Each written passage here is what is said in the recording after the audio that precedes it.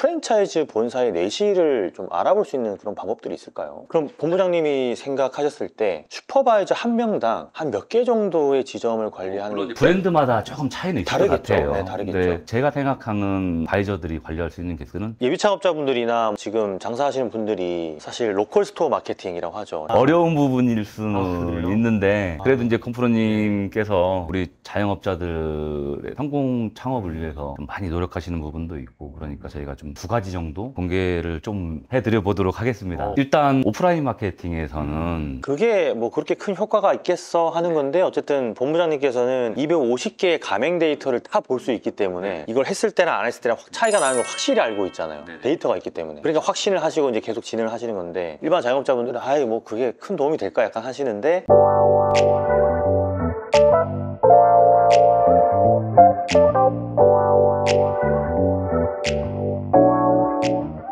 한잔 하시면서 인터뷰. 네. 반갑습니다. 반갑습니다, 본부장님.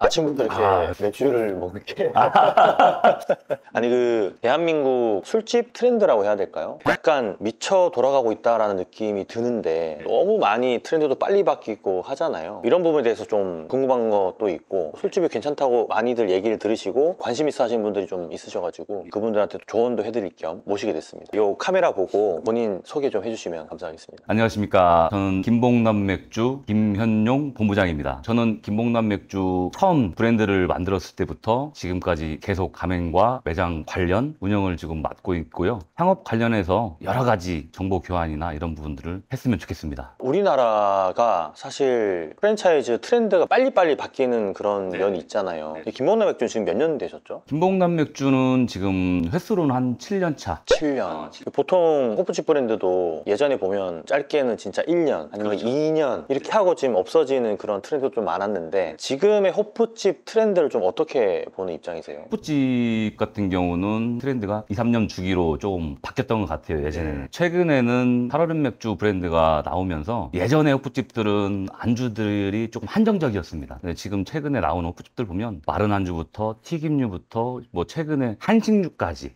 다양한 안주들이 나오면서 이 살얼음 맥주가 조금 예전 브랜드들보다는 농론할 수 있는 비결이 아니었을까. 안주가 그만큼 중요하다. 그러니까 생각해보면 사실 살얼음 맥주가 나온 지도 꽤 오래 지났는데도 불구하고 여름만 되면은 살얼음 맥주를 찾는 분들도 많아지고 있고, 아직도 그 트렌드가 지속되고 있단 말이에요. 워낙 또 불경기다 보니까 저가로 이렇게 난입하는 브랜드들도 좀 많이 보이는데, 시장에 이제 직접 관여하고 있는 입장에서 어떻게 좀 생각을 하시는지. 최근에 경기가 많이 안 좋죠. 네. 경기가 안 좋다 보니까 술 소비는 분명히 있는데 주머니 사정이 굉장히 얇아졌죠. 그곳을 이제 타겟으로 해서 이제 공략하시는 저가형 브랜드들이 지금 많이 생겨나고 있죠. 이 저가형 브랜드들이 어느 정도 성장을 할 것이냐, 이 부분에 대해서는 제 생각은 좀 그렇습니다. 정말 내실이 좀 탄탄한지 이 부분이 조금 의문스럽고요. 그러니까 이런 것들이 사실 개인 브랜드로 나왔을 때는 크게 문제점이 없어 보이긴 하는데, 아까 말씀해 주신 것 중에 이제 내실이라는 단어를 쓰셨잖아요. 프랜차이즈도 너무 빨리 본사가 생겨났다가 없어지고 막 하다 보니까 이 가맹점주님들 어떻게 보면 좀 피해를 받는 분들도 계신데, 이 프랜차이즈 본사의 내실을 좀 알아볼 수 있는 그런 방법들이 있을까요? 일단 기본적으로 내실을 알아볼 수 있다는 거는 가맹 본사를 방문하는 게 가장 좋겠죠. 방문해서 확인해 볼 수 있는 방법이 있을 것이고, 제 경험으로 봤을 때 체인점들이 보통 일반적으로 가맹 개설을 하는 게 목표이기도 하지만, 개설된 가맹점을 운영하는 부분들에 대해서 확연히 차이가 나는 걸로 저는 생각을 하고 있습니다. 개설만이 목적이 아니고 운영까지 얼마나 잘하고 있느냐. 여기에서 이제 간접적으로 볼 수 있는 거는, 개설은 개설하시는 분이 있지만 관리는 관리하시는 분이 따로 있거든요. 슈퍼바이저라고 이제 말씀을 드리는데, 슈퍼바이저가 가맹을 몇 개나 관리를 하고 있느냐. 그럼 본부장님이 생각하셨을 때 슈퍼바이저 한 명당 한 몇 개 정도의 지점을 관리하는 게 브랜드마다 조금 차이는 있을 것 다르겠죠. 같아요. 네, 다르겠죠. 근데 제가 생각하는 바이저들이 관리할 수 있는 개수는 30여 개 정도면 한 슈퍼바이저가 적당하게 관리를 하고 있다라고 보여지고요. 저희는 매장을 슈퍼바이저가 관리를 하지만 정하고 부를 두고 관리를 하고 있습니다. 정의 슈퍼바이저가 1차적으로 매장 관리를 하고, 정의 슈퍼바이저가 조금 다른 사정이 있다든지 이럴 때는 부의 슈퍼바이저가 그 일을 또 처리를 해주는 해주는 형태, 이런 형태로 진행을 하고 있기 때문에 그런 부분에서 좀 본사의 내실을 좀 확인할 수 있지 않을까. 물론 슈퍼바이저를 운영을 하다 보면 본사 측에서는 고급 인력을 써야 되니까 비용적인 부분이 있죠. 근데 따지고 보면 돌아오는 거는 관리가 잘 된 매장에서 수익이 잘 나는 부분이기 때문에 슈퍼바이저는 꼭 필요한 부분이고, 숙련되지 않은 슈퍼바이저를 매장에 보냈다가는 낭패를 보기가 좀 쉽죠. 그렇죠. 뭐 매장의 어떤 로컬 스토어 마케팅도 또 직접 해줘야 되고, 또 점주님이 어려워하는 게 있으면 도와줘야 되는데 숙련이 되지 않았으면 그게 좀 힘드니까. 숙련이 되지 않은 바이저가 매장을 가서 할 수 있는 일은 아무것도 없다라고 생각을 해요. 오히려 바이저들이 매장에 방문을 하게 되면 역효과가 좀 많이 나겠죠. 그 초반에 이제 한식에 대한 어떤 안주나 또 안주의 퀄리티 이런 부분이 또 호프집의 트렌드에 굉장히 좀 영향을 미치고 있다라고 말씀을 해주셨는데, 그러면 이 메뉴가 가지는 그 호프집의 어떤 영향력 이런 걸 좀 어느 정도까지 보고 계신지. 우리가 이제 호프집 하면 맥주를 생각을 하죠. 그렇지만 저는 호프집을 하면 맥주도 중요하지만 안주의 중요성이 가장 높다고 생각을 합니다. 우리가 일반적으로 매장을 오픈을 하고 나서 영업을 하는 과정에서 3번을 올 수 있게 만들어줄 수 있는 게 저는 안주라고 생각을 합니다. 맛있는 안주는 고객을 불러드립니다. 그러니까 안주의 어떤 스코어로 따지자면 안주가 좀 아주 큰 비중을 차지하고 있다라고 강조를 하시는 편인 거죠. 맥주하고 안주하고 비중을 따지자면 안주의 비중이 상당히 높다라고 저는 생각을 하고 있습니다. 맥주맛보다는 안주맛. 그러면은 맛있는 안주의 어떤 기준이 수제로 만들어야 맛있는 거 아닌가 하는 그런 생각들을 많이 가지고 계시거든요. 그 수제 안주를 그럼 좀 많이 만들어야 된다라는 느낌으로 받아들이면 될까요? 아니면 그런 거 말고도 다른 방법들이 좀 있는 걸까요? 지금까지 가맹점을 여러 개를 좀 운영을 해봤습니다. 한식도 그렇고 치킨 브랜드도 그렇고 여러 브랜드를 운영을 하면서 거기에 축적된 노하우들이 있습니다. 예를 들어서 모든 안주들, 메뉴들의 소스화 공정이 좀 많이 되어 있고 육수를 공급해서 하는 그런 메뉴들도 좀 많이 있는데, 저희는 이런 소스나 육수를 원팩화시켜서 공급을 하고 점주님들은 신선한 재료들을 사서 그거를 즉석에서 조리하는 형태의 수제 안주를 만들어내고 있는 그런 형태입니다. 예를 들자면 어떤 형태의 메뉴가 있을까요? 예를 들어서 우리가 지금 뭐 바로 앞에 있는 떡볶이라고 가정을 해. 분식이지만 또 한식이라는 그런 개념도 있겠지만, 떡볶이의 소스는 저희가 이제 공급을 하는 거죠. 소스는 공급을 하고 여기 들어가는 뭐 고기라든지 야채라든지 이런 부분들은 점주님이 직접 신선한 재료들을 받아와서 조리를 하는 과정이. 그러면 이제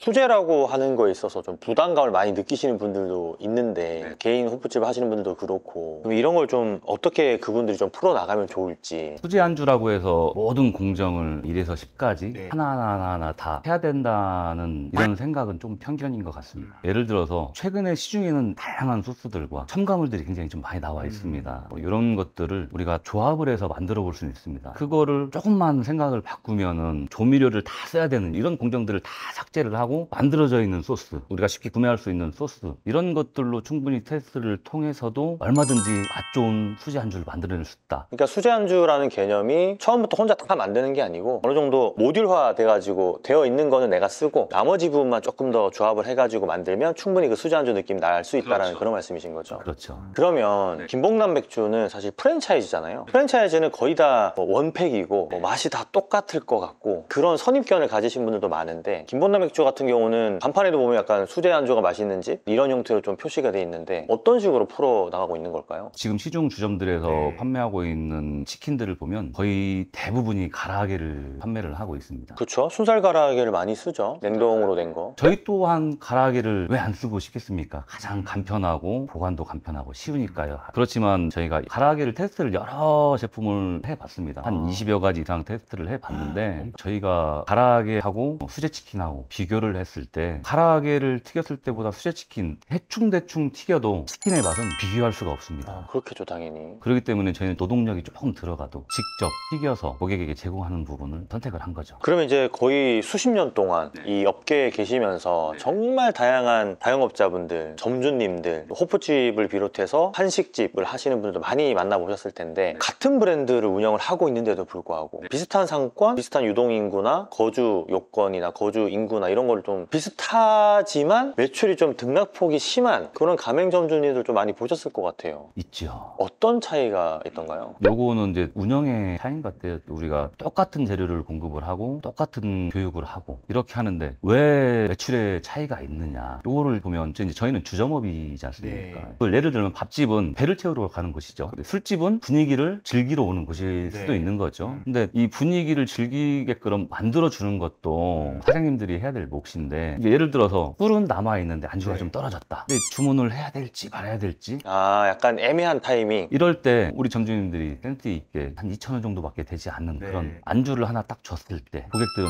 엄청 환호하겠죠. 점주님들은 이제 그런 걸 주는 점주님들도 있고 안 주는 점주님들도 있고 아까워하니까. 고객 만족을 시키는 부분인 것 네. 같아요. 그랬을 때 그분들은 그 매장을 좀 기억을 할 것 같아요. 아, 저 집은 센스도 있고 이런 집이다. 재방문을 할 수 있게끔. 그 2,000원으로 인해서 다음에 재방문하게 되면 사실 곱절로 이득을 보는 거니까 그거는 이제 약간 어떻게 보면 응대나 접객에 대한 부분인 것 같은데 예비 창업자분들이나 지금 장사하시는 분들이 사실 로컬 스토어 마케팅이라고 하죠. 지역 마케팅 약간 이런 느낌으로 고민하시는 분들 많거든요. 근데 어쨌든 김봉남 맥주는 250개 가맹점을 계속 다 LSM을 시키고 온라인 마케팅도 계속 지금 잘 하고 있다고 지금 말씀을 해주셨는데 이런 것도 개인 자영업자들이 좀 활용할 수 있는 어떤 노하우나 팁이 있을까요? 온라인 마케팅, 오프라인 마케팅 저희는 좀 진행을 하고 있는데 이거 네. 알려드리기는 좀 어려운 부분일 수는 그래요? 있는데 그래도 이제 컴프로님께서 우리 자영업자들의 성공 창업을 위해서 좀 많이 노력하시는 부분도 있고 그러니까 저희가 좀 2가지 정도 공개를 좀 해드려 보도록 하겠습니다. 일단 오프라인 마케팅에서는 저희는 타임 마케팅을 좀 하고 있는 거죠. 타임 마케팅이라고 하면 이 맥주집들, 주점들 특히 저희는 2차집이죠. 2차집들의 고민이 초저녁 손님이 없다는 게 고민이죠. 저희는 그 부분을 해결을 하기 위해서 수집까지의 이벤트도 기획을 하고 진행도 해보고 했던 결과 초저녁 손님을 조금 유치를 하자라는 부분에 대해서 여러 마케팅 중에 하나가 7시, 8시 전에 오시는 고객에게 서비스를 조금 더 제공을 한다든지 어떤 서비스를 제공하나요? 안주 할인 이벤트를 한다든지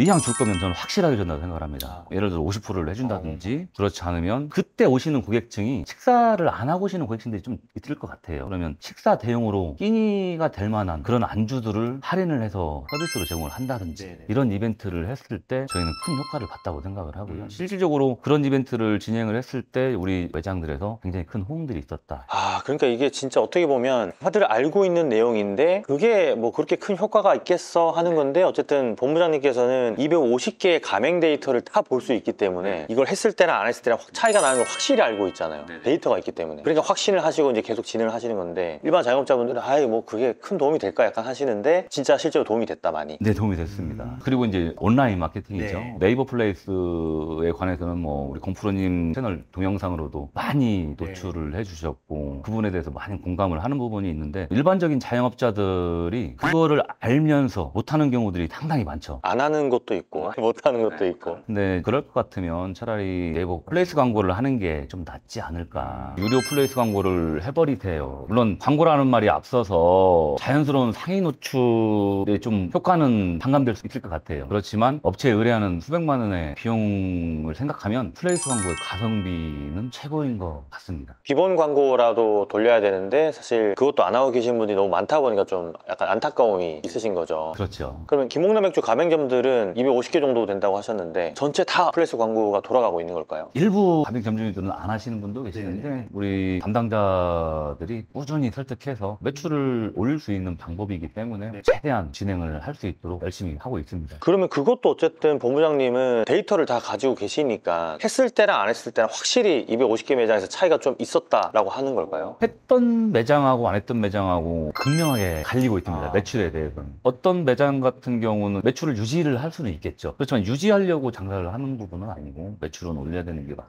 때문에 플레이스 광고를 했을 때 그때는 처음에는 이제 소폭 상승을 하겠지만 장기적으로 보게 되면 확연하게 매출의 그래프가 반등되는 거는 확인할 수 있습니다. 확실히 그 데이터를 가지고 말씀을 하시니까 좀 신뢰가 들고 사실 한 달에 해봐야 이게 뭐 5만 원 미만으로 충분히 또 다 할 수 있는 거잖아요. 비용이 많이 들 거라는 인식들을 많이 그쵸. 계세요. 근데 예를 들어서 우리가 전단지를 한번 돌리더라도 전단지 제작하고 전단지를 돌려주는 인력을 활용해서 하게 되면 한 4, 50만 원 정도 비용이 발생이 되거든요. 요즘에 이제 뭐 네이버 플레이스 광고가 훨씬 더 확실하다는 검증이 됐기 때문에 오프라인 전단지보다 훨씬 더 이게 낫다라는 데이터가 있으신 거죠. 요 앞에 이건 뭔가요? 김봉남 맥주에서 하는 네이버 광고 매뉴얼. 저희는 이런 매뉴얼도 만들어서 손쉽게 점주님들이 보고 따라 하실 수 있게 제공을 하고 교육을 하고 있습니다. 엄청 쉽게 되어 있네요. 하나 다 캡처해가지고. 요거는 뭔가요, 그러면? 요거는 LSM 마케팅이라고 해요. 아, 로컬 스토어 마케팅 하는 또 방법이 이런 게 진짜 프랜차이즈 브랜드가 계속 유지될 수 있는 어떤 하나의 장치가 될 수 있겠네요. 뭐 이런 자료들은 저희 본사에는 아주 많이 출적되어 있습니다. 자, 그러면 저희가 초반에 대한민국의 술집 트렌드나 지금 생겨나고 있는 어떤 저가 브랜드에 대한 이야기도 해봤고, 또 본부장님이 재직하고 계시는 김봉남 맥주 브랜드에 대해서 좀 여러 가지 얘기를 해봤는데, 김봉남 맥주도 보면 이렇게 인테리어가 조금씩 바뀌고 있잖아요. 이런 형태로 왜 가고 있는 건지 좀 궁금하거든요. 김봉남 맥주 컨셉이 조금 바뀌었죠. 그렇죠. 약간 뭐 유럽풍 빈티지 느낌이 나는데, 김봉남 맥주 최초 컨셉은 김봉남 맥주 팝버전 컨셉을 지향을 했습니다. 네. 브랜드를 만들어서 우리 이제 고객을 유치할 때 누구나 쉽게 올 수 있는, 예를 들어서 장바구니 들고 올 수도 네. 있고 공사 현장에서 일을 하다가 시원한 맥주 한 잔, 그러니까 누구나 이렇게